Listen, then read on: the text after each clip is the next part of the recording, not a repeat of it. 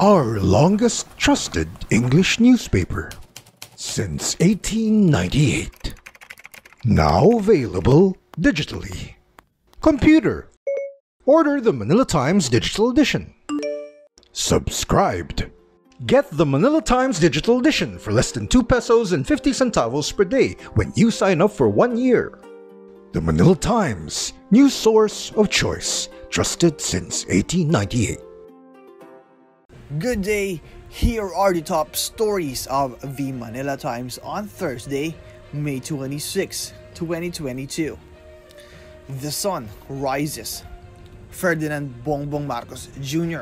was proclaimed the 17th President of the Philippines on Wednesday, May 25, securing the post that was occupied by his father, Ferdinand Marcos Sr., for more than 20 years.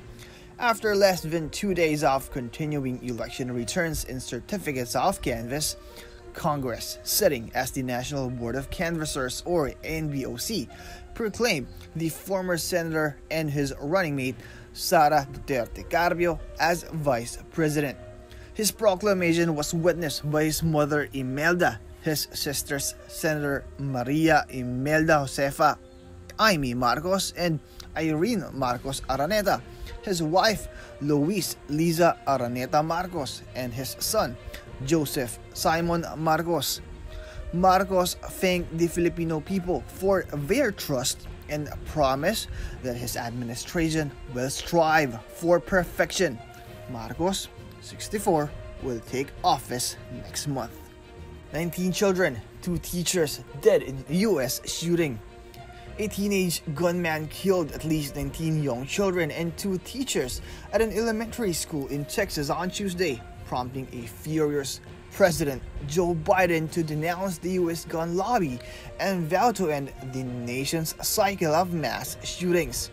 The attack in Uvalde, a small community about an hour from the Mexican border, was the deadliest U.S. school shooting in years and the latest in a spree of bloody gun violence across America. Texas Governor Greg Abbott, addressing an earlier news conference, named the suspect as Salvador Ramos, an 18-year-old local resident and a U.S. citizen.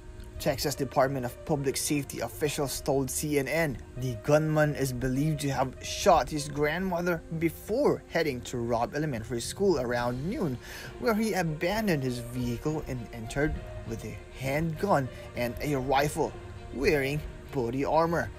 The gunman was killed by responding officers, the officials said, adding later 2 teachers also died in the attack.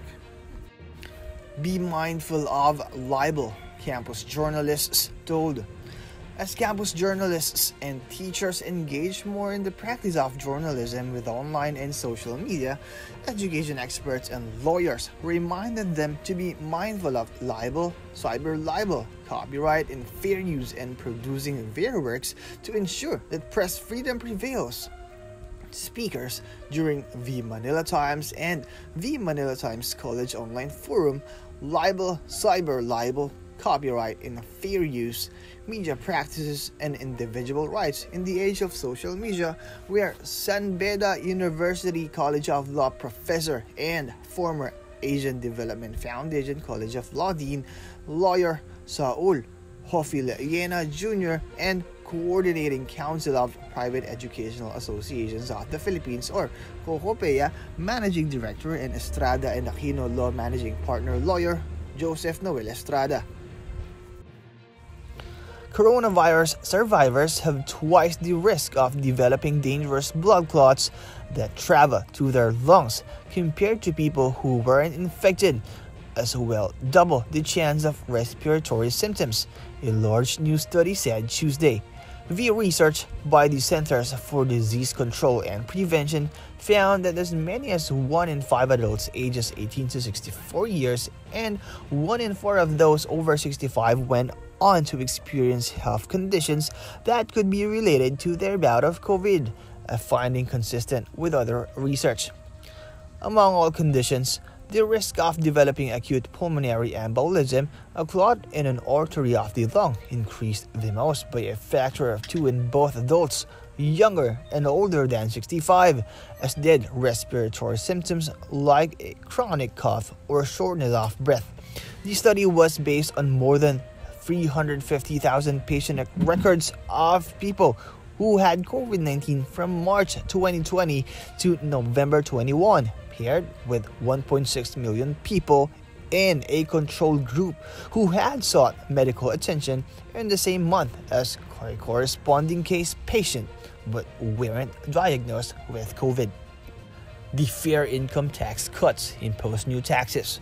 The next government should postpone scheduled personal income tax cuts, impose new taxes, and remove certain tax exemptions if it is to keep the economy growing and manage the record debt it will inherit from the Duterte administration, the Department of Finance or DOF said on Wednesday.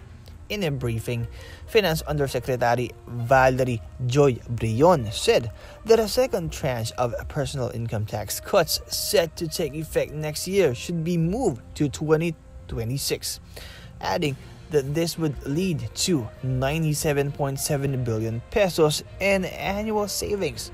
The tax cuts, primarily aimed at working Filipinos, are mandated under the 2017 Tax Reform for Acceleration and Inclusion or TRAIN law. The proposal is a part of a fiscal consolidation and resource mobilization plan that the Finance Department said would be critical to helping the government continue its productive spending, grow out of its pandemic-induced debt, and provide substantial buffers to respond to lingering and future economic shocks. Mavs down Warriors to avoid a sweep. In Dallas, Luka Doncic scored 30 points as the Dallas Mavericks defeated the Golden State Warriors 119-109 to keep their NBA Western Conference Finals series alive on Wednesday in Manila. The Mavericks, needing a victory to avoid a clean sweep, delivered a revived offensive performance to ensure a Game 5 in San Francisco on Friday in Manila. No team in the 75-year history of the NBA has ever come back from 3-0 deficit to win a best-of-7 playoff series. But after Tuesday's performance, the Mavericks have at least a lifetime to cling to as the series heads back to California, with the Warriors needing just one win from 3 remaining games to advance to the NBA Finals. In Paris, reigning champion Novak Djokovic will come up against his longtime former coach when he plays Slovakia's Alex Molcan in the second round Thursday in Manila at Roland Garros, while Rafael Nadal and Carlos Alcaraz look to keep their French Open title ambitions on course. World number 1 Djokovic eased to victory in round 1 in his first Grand Slam match since losing last year's US Open final, but standing in the way of a record-equaling 21st major are both potentially Nadal and Alcaraz in the second week. Chasing a 14th French Open title, Nadal goes up against French wildcard Corentin Moutet in the evening session. Alcaraz, 19, is attempting to become just the 8th teenager to capture a major men's title, and is widely tipped to break the strange hold of Djokovic and Nadal. The Times, in its editorial, asks government telcos to take stronger action against scam texts. Read the full version in the opinion section of the print and digital editions, or listen to the Voice of the Times. Featured columnists on the front page are Antonio Contreras, Ian Macabenta, and Danton Remoto. Contreras writes a series on academics and partisan scholarship.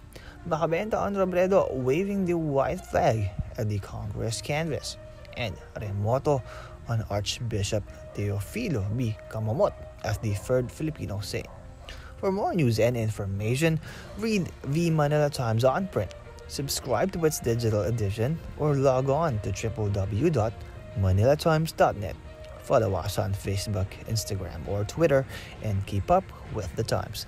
This is Christian Magpanoy reporting.